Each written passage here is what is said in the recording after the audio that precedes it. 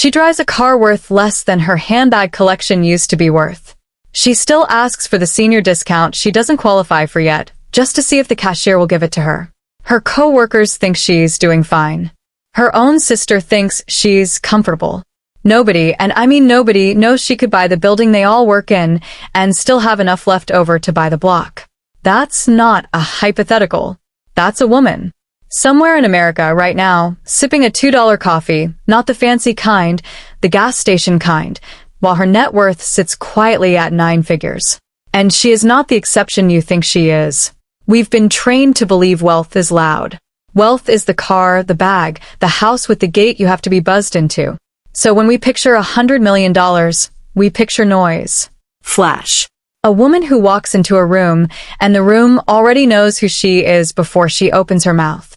But here's the uncomfortable little secret nobody wants to say out loud. The loudest women in the room are usually not the richest ones. The richest ones already left. Quietly. In a car you wouldn't look at twice. This is the part people skip over, because it's not as fun as watching someone show off a closet. But it's the part that actually matters. Because somewhere between I want to be rich and I am rich, a lot of women make a decision most people never even notice them making. They go quiet. On purpose. And today we're going to sit with that. Not to admire it from a distance like it's some untouchable mystery, but to actually understand what's happening underneath it, because whether you have $100 or $100 million, this pattern is going to explain something about you too. Let's start with the obvious question. Why would anyone hide that kind of money? If you had it, wouldn't you want people to know? Be honest with yourself for a second. You probably said yes. Most of us would. That's the instinct. Money feels like proof. Proof you made it. Proof you were right about yourself. Proof that the people who doubted you can finally shut up. So the idea that a woman could sit on $100 million and choose silence over that satisfaction sounds almost unbelievable. Until you understand what visibility actually costs a woman with money. This is the part nobody explains to you growing up. There is no lecture, no chapter in a book, no video that tells you that once a woman becomes visibly wealthy, she stops being seen as a person and starts being seen as a target, a suspect, or a symbol. Not always all three, but usually at least one. A target, because suddenly everyone remembers she exists the moment they need something. The long-lost cousin. The friend who just needs a small loan. The acquaintance who slides into her messages with a business idea that was somehow invisible to them for the last 10 years until now. A suspect, because visible wealth on a woman gets interrogated in a way it rarely does on a man. Where did she get it? Who gave it to her? What did she have to do for it? Nobody asks a wealthy man those questions with the same suspicious tilt of the head. They just assume he built something. With her, people assume there's a man behind the curtain, or a scandal, or luck, before they assume skill. And a symbol, because the second she's visible, she stops being herself and starts being a stand-in for every opinion people already had about rich women before they ever met her. So she looks at all of that, weighs it against the actual benefit of anyone knowing her number, and makes a very rational, very unsentimental decision. Silence isn't modesty. Silence is strategy. That's the hidden truth most people miss. We've been taught that hiding wealth is about humility, about not wanting to seem arrogant, about staying grounded. Sweet story. Mostly wrong. For a lot of these women, silence is armor, not humility. If you're starting to notice how differently money gets treated depending on who's holding it, you're exactly the kind of person this channel is for. We dig into the psychology behind wealth, status, and the choices people make with money when nobody's watching. Subscribing means you don't miss the next one. Let's talk about how she actually gets there, because this is the part that gets glossed over the most. Nobody builds $100 million by accident, and almost nobody does it in one dramatic leap either, no matter what the internet wants you to believe. It's usually slow, unglamorous, and honestly a little boring to watch from the outside, which is exactly why nobody's watching. Somewhere along the way, a woman like this made a decision that looked small at the time, but wasn't. She stopped treating money like a report card. Most of us were raised, whether anyone said it directly or not, to see spending as a scoreboard. New car means you're winning. New house means you're winning bigger. A woman who ends up sitting on serious wealth tends to be the one who quietly unplugged from that scoreboard years before anyone noticed she wasn't playing anymore. That's a strange kind of discipline because it's invisible discipline. Nobody claps for the trip she didn't take. Nobody notices the promotion she didn't chase because it would have cost her more in stress and time than it paid in salary. Nobody sees the years she spent doing something unremarkable and steady while everyone around her was busy being remarked upon. Discipline that gets applauded is easy. Discipline that gets ignored year after year, with absolutely nobody keeping score but her, that's the kind that actually builds something. And here's the part that should annoy you a little, because it annoys me. Being underestimated turned out to be one of her biggest advantages. Nobody negotiates hard against a woman they've already decided isn't a threat. Nobody scrutinizes a deal as closely when they've mentally filed her under harmless. She let people believe whatever story was easiest for them, comfortable, unambitious, not particularly sharp with numbers, and she used the room that story gave her to move, without an audience watching her every decision. It's an ugly thing to admit works, but it works. Now here's where it gets interesting because there's a difference between looking rich and being rich, and almost nobody teaches that difference until it's too late. Looking rich is loud by design. It needs an audience.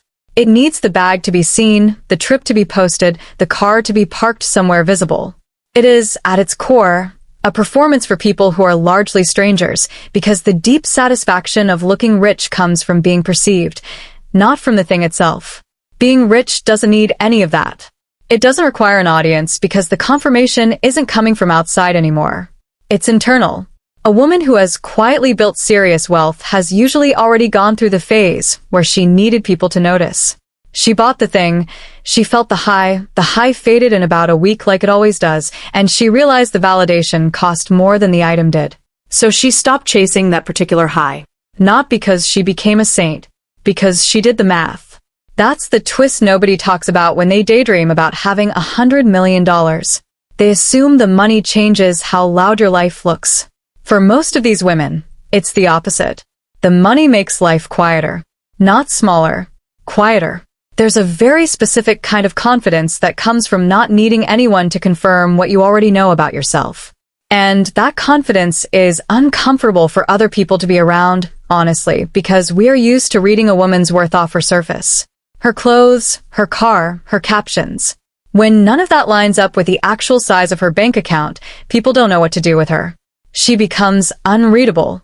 And unreadable is powerful, whether she meant it to be or not. Let's slow down here because this is the part that actually matters for you watching this, whether you have $100 million or $100 left until payday. The instinct to perform wealth, to want people to see it, isn't really about the money. It's about wanting proof that you matter, that you're doing well, that you're not falling behind. Money just happens to be the most convenient prop for that particular performance in this country. But the performance and the actual security are two completely different things, and a lot of us have been chasing the performance thinking it was the security the whole time. The silent millionaire figured that out early, or she figured it out the hard way after burning through money trying to prove something to people who were never actually keeping score the way she thought they were. Either way, she landed in the same place. The opinions of people who don't pay her bills stopped being worth the price of a new bag. Now, here's where the emotional temperature goes up, because this isn't just about spending habits. It's about identity. When a woman stops performing wealth publicly, she has to answer a much scarier question privately. If nobody can see what I have, who am I when nobody's watching? That question breaks some people.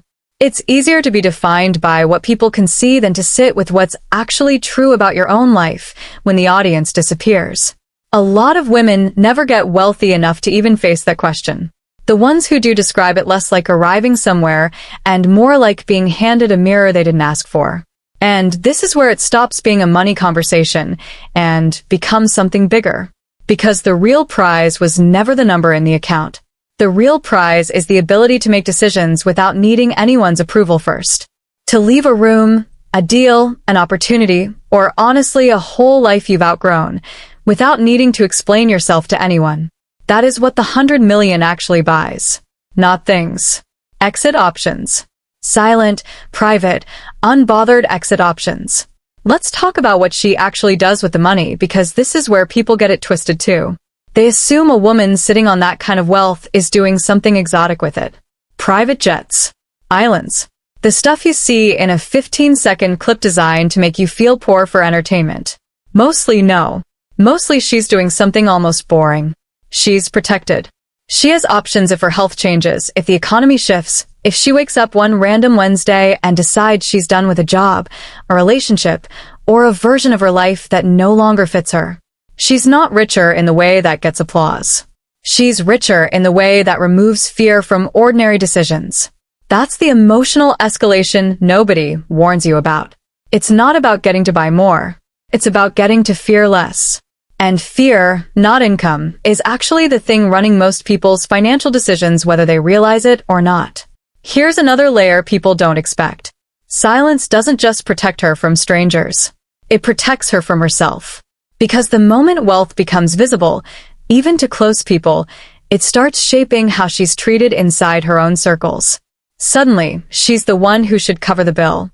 She's the one whose opinion counts more in a room, even on things that have nothing to do with money. She's the one people quietly resent without ever saying it, because resentment doesn't usually announce itself, it just shows up as distance. Staying quiet keeps her relationships intact in their original, unweighted form. Nobody adjusting how they treat her based on a number they don't actually need to know. That's not paranoia. That's pattern recognition, and most women who've had money for a while will tell you the same thing in different words. The moment people know the number, the relationship changes shape, even if nobody admits it out loud. There's also something colder underneath all of this that we don't say enough. Money doesn't just change how other people treat her. It changes how quickly she can tell who actually likes her for reasons that have nothing to do with what she can offer. A woman with visible wealth loses access to that information almost entirely because everyone around her knows what's on the table, and generosity starts looking suspiciously like calculation whether it is or not. A woman whose wealth stays invisible gets to keep collecting honest data on people. Who shows up when there's nothing to gain. Who remembers her birthday without being reminded. Who asks how she's doing and actually waits for the answer. That information is worth more to her than any of the things the $100 million could technically buy, because you cannot purchase certainty about who your real people are. You can only earn it by staying unreadable long enough to watch how people behave when they think there's nothing in it for them. There's an economic side to this too that rarely gets mentioned, and it deserves a beat of its own. Staying quiet about money isn't just emotional protection, it's financial protection. Visible wealth invites comparison, and comparison is expensive. The woman whose net worth is known becomes a benchmark, a target for unsolicited advice, a magnet for people convinced they know better than her what she should be doing with it. The woman whose net worth stays private gets to make decisions at her own pace, free from an audience second-guessing every move, free from the pressure to prove the number was earned and not inherited, not lucky, not a fluke. Silence buys her time to actually think, without a chorus of opinions crowding the decision before she's even made it. Let's be fair to the other side of this too, because silence isn't free, and pretending it is would be dishonest. There's a specific loneliness that comes with being the only person in a room who knows what's actually true about your own life. She can't fully celebrate a win with people who don't know the scale of it. She can't ask for advice on a decision without either lying about the size of the decision or exposing the number she's spent years protecting. There are moments, more than she'd probably admit, where she wants someone to just know, without her having to manage what they do with that knowledge afterward. That's the tax on this particular kind of freedom. Not danger, not scandal, just a quiet, ongoing solitude that most people chasing the number never factor into the price. And yet, she keeps paying it, which tells you something important. Whatever she's protecting by staying quiet, she's decided it's worth more than being fully known. That's not a small trade. That's a woman who has looked at both options, being fully seen and being fully free, and picked the one most of us have never even been offered a real choice between.